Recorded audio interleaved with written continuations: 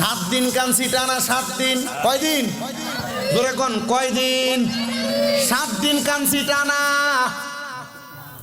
7 দিন আমি টানা কান্দার পরে আমার আল্লাহ তাআলা আমার দোয়াটা হয়তো কবুল করছে। আমি নামাজের মুসল্লার ভিতরে কানতে কানতে ঘুমিয়ে গেছি। মারহাবা কোন, মারহাবা। আমি নামাজের মুসল্লার ভিতরে কানতে কানতে ঘুমিয়ে গেলাম। হঠাৎ করে দেখলাম জান্নাতের মধ্যে সুন্দর খাবারের একটা থালা নিয়া একজন পুরুষ একজন মহিলা বৈশায় আছে, কিন্তু খাবারগুলা খায় না। আমি জিগাইলাম, কে গো, আপনাদের পরিচয় কি? ওই 2 জন পুরুষ এবং মহিলা বলতেছে, এ সন্তান, আমরা হইলাম তোমাদের মা বাবা। এ আম্মা আব্বা, এটা কোন জায়গা? বলে, তুমি সন্তান চিনো না? আল্লাহ তাআলা যে জান্নাতের ঘোষণা দিছে, জায়গাটা হইল জান্নাত। কি গো, সামনে এত দামি খানা, আল্লাহ তাআলা আপনার কোন আমলের কারণে জান্নাতে দিছে? বলে, আল্লাহ তাআলা আমরা নেককার ফুতের কারণে জান্নাতে দিছে। আপনারা নামাজ পড়ছেন, নামাজের কারণে জান্নাতে দেয় নাই। আপনি রোজা রাখছেন, রোজার কারণে জান্নাতে দেয় নাই। আমার আব্বা না ইবাদতকারী আল্লাহর খাস বান্দা ছিল, আমার আব্বারে কি এই জন্য দেয় নাই? বলে, না না না, একটা নেককার সন্তানের দোয়ার বরকতে আল্লাহ তাআলা ওই সন্তানের মা বাপকে জান্নাতি বানাইয়া দেয়, জান্নাতি বানাইয়া দেয়, জান্নাতি বানাইয়া দেয়। এ সন্তান, তুমি নেশা করছিলা, কিন্তু তুমি 7 বছর এই আল্লাহর ওলির সোহবতে থাকার কারণে আমার আল্লাহ তাআলা তুমি সন্তানের দোয়ার বরকতে আমরা মা বাপরে ওলি বানাইছে, আর কবরের মধ্যে জান্নাত দান করছে। জোরে কোন সুবহানাল্লাহ। আরো মুহাব্বতের আওয়াজে কোন সুবহানাল্লাহ। এজন্য আশিক কয়, সোহবতে সালে তোরা সালে কোনাত, সোহবতে তালে তোরা তালে কোনাত। যদি ভালো মানুষের সোহবতে থাকো ভালো হইবা, খারাপ মানুষের সোহবতে থাকলে খারাপ হইবা। আপনার যে বন্ধু সিগারেট খায়, গাঁজা খায়, ইয়াবা খায়, ট্যাবলেট খায়, এ বন্ধুর লগে চলবেন না। যে বন্ধু সুদ খায়, যে বন্ধু হারাম খায়, তার লগে সম্পর্ক রাখবেন।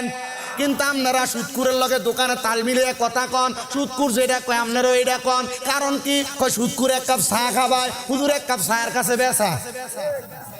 উমা কথা কয় না, 1 কাপ চায়ের কাছে বেচা। অন্য মুসলমান নাই, কথা কন নাই।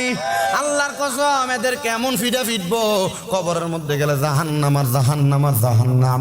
ওই ছেলে ডাক দিয়া কয়, আমার মা বাবা কবরের মধ্যে জান্নাত পাইছে আমার 7 বছরের পরিবর্তন আর এলেম অর্জনের জন্য।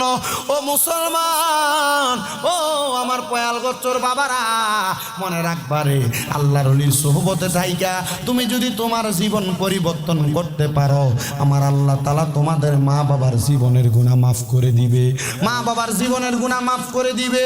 কিন্তু আজকের মাহফিলে এমন অনেক সন্তান আছে, মা বাপ অন্ধকার কবরে, মা বাপরে মাটি দিয়া আসার পরে কবরের সামনে গেলে কবরটার চিনিয়ে দিতে পারতো না, কারণ ফোলাটা বছরে 2 বার শুধু কবরের সামনে যায়। আর আল্লাহর নবীজির হাদিস, নবী আমার কয়, উম্মত শুনো, হযরত আনাস রাদিয়াল্লাহু তাআলা আনহু বর্ণনা করে, নবী কয়, যদি কোনো সন্তান প্রত্যেক শুক্রবারে জুমার নামাজটা আদায় কইরা মা বাবার কবরের সামনে যাইয়া রব্বির হামহুমা কামা রব্বায়ানি সগীরা বইলা দোয়া করে, তার চোখের পানিগুলা ছাইরা দেয়, ওই পানিটা মাটিতে পড়ার আগে আমার আল্লাহ তাআলা তার মা বাবার জীবনের গুনাহগুলা মাফ করে দেয়। আমি জানি না আজকে পয়াল গোচ্চর মাহফিলের মধ্যে কে জানি তার মারে হারাইয়া, তার বাবারে হারাইয়া মাহফিলের মধ্যে বসছে। সন্তান, চিন্তা করবা না, টেনশন করবা না, তোমার মা কবরে থাকতে পারে, বাবা কবরে থাকতে পারে। আজকের মুনাজাতের মধ্যে ওলামায়ে কেরাম দোয়া করবে, দোয়া করবা আল্লাহর কাছে, রব্বির হামহুমা কামা রব্বায়ানি সগীরা। আল্লাহর নবী কয়, কোনো সন্তান যদি চোখের মণিকোটার মধ্যে একটু মাছির মাথা পরিমাণ পানি চাইরা কান্দে, ওই পানিটা মাটিতে পড়ার আগে আমার আল্লাহ তাআলা ওই সন্তানের মা বাবার জীবনের গুনাহ মাফ করে দেয়। কিন্তু এখানে হয়তো অনেক সন্তান আছো, মা বাপরে বিয়া করার পরে বউয়ের কথা শুইনা দমক দিয়া কথা বলো। অনেক সন্তান হয়তো আছো, ভাই ভাই ঝগড়া করে মা বাপরে আলাদা করে দিয়া রাখছো। সন্তান, তোমার কদমে হাত দিয়া বলি, দে তোর পাও আমার সামনে দে, আমি আমার জিহ্বা লাগে তোর পাও পরিষ্কার করে দিব। তবু ওয়াদা কর, ওয়াদা কর, ওয়াদা কর, কোনোদিন মার মনে কষ্ট দিবি না, কোনোদিন বাবার মনে কষ্ট দিবি না। আজকের মাহফিল কবুল হবে কি হবে না, এটার গ্যারান্টি কেউ দিতে পারবে না। তবে আমি একটা গ্যারান্টি দিয়া যায়, আগামীকালকে যখন দেখবা এই এলাকার সন্তানেরা আজকের ওয়াজ শুইনা বাড়িতে যাইয়া মা বাবার পায়ে ধরে মাপ চাইছে। কোনো বয়স্ক মানুষ দোকানে বৈশা কয়, হ্যাঁ শামিম রে তার ওয়াজ শুইনা আমার ফুতে আমার পায়ে ধরে মাপ চাইছে, মনে করবা মাহফিল আল্লাহর কাছে কবুল হইয়া গেছে। কবে কেন কেন কেন? অনেকে চিন্তা করে, হুজুর আমি তো আমার মা বাবার সাথে কোনো অন্যায় করি নাই, আমিও কি মা বাবার পায়ে ধরে মাপ চাইবো? এ সন্তান, অন্যায় করা লাগবে না, আম্মা আব্বার পায়ে ধরবা, মাঝে মাঝে সুযোগ পেলে মা বাবার কদমে চুমা দিবা। আল্লাহর নবী শিখিয়ে দেয়, আম্মা আব্বার কদমে চুমা দিলে জান্নাতের চৌকাঠে চুমা দেওয়া সওয়াব পাওয়া যায়। অনেকে চিন্তা করে, হুজুর চুমা দিমু দূরের কথা, দুই ঈদে ফাঁস হইয়া সালামই করি না, আমার শরম লাগে না। সন্তান না, আম্মা আব্বার কদমে ধরবা।